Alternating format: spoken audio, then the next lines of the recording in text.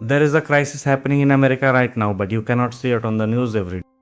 You cannot hear it like a war, you cannot see it like a natural disaster, but it is inside millions of homes, inside bedrooms, inside apartments, inside college dorms, inside cars parked outside offices, inside people who look completely normal from the outside. They smile, they work, they post online, they reply with I am good. But deep inside, many of them feel completely alone. America has never been more connected. Social media, dating apps, video calls, and yet somehow we are feeling lonelier than ever. In 2020, the US Surgeon General called loneliness a public health epidemic, comparing the risk to smoking 15 cigarettes a day. Everywhere you look, people are moving, people are working, people are chasing sex, the streets are full. But being surrounded by people is not the same as being connected. A person can live in a city of 10 million and still feel invisible. In 2024, Gallup reported that 20% of US adults feel lonely on a daily basis. That means about 1 in 5 people. In a coffee shop, an office, a grocery store, 1 out of every 5 adults may be carrying an invisible weight that nobody can see. There was a time when friendship was built into daily life. Neighbors met, kids played outside, connection was more natural. Today, connection often requires planning, scheduling, texting, driving. Friendship slowly becomes optional. In 1990, only 3% of men had no close friends. By 2021, that number jumped to 15%. That change is massive.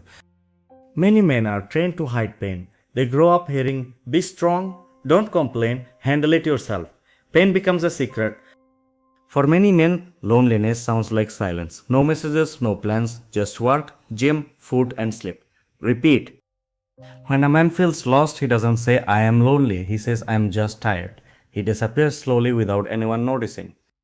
Some researchers call this the friendship recession, a decline in close human bonds and real conversations.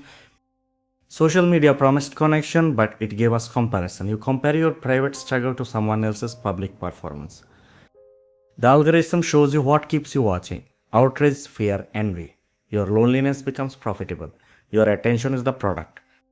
For millions, the phone is a room, a place they escape into because silence feels too heavy. It's an emotional dependency. Real life cannot compete with an algorithm designed to stimulate your brain. Hearts are undernourished while brains are overloaded. Loneliness and depression feed each other. Loneliness says nobody is there, depression says nobody would care anyway. A depressed person may stay in bed because their mind is fighting a war nobody sees. They need connection, not judgment. Remote work removed casual interaction. We wanted freedom, but sometimes freedom became isolation. Success in an empty apartment. Our thought places, coffee shops, and parks are disappearing. We drive everywhere. Neighborhoods are quieter than ever.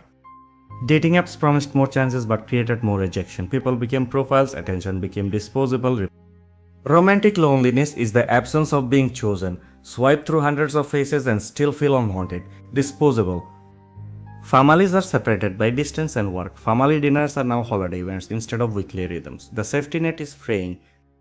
Loneliness is a business model. We buy courses, dating boosts, and luxury items to fill the hunger, but relief is not healing.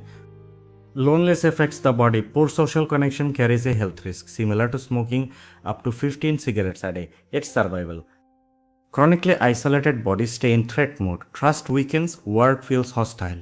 You simple stop speaking and return is hard. We are rewarded for looking okay. I'm fine can be a prison, but pain does not disappear just because it is hidden, it grows. Checking on people matters. You've seemed quiet lately, or I noticed you haven't been yourself. People need permission to be honest. Young Americans face pressure to be perfect and successful early, information but no wisdom, choice but no direction, anxiety.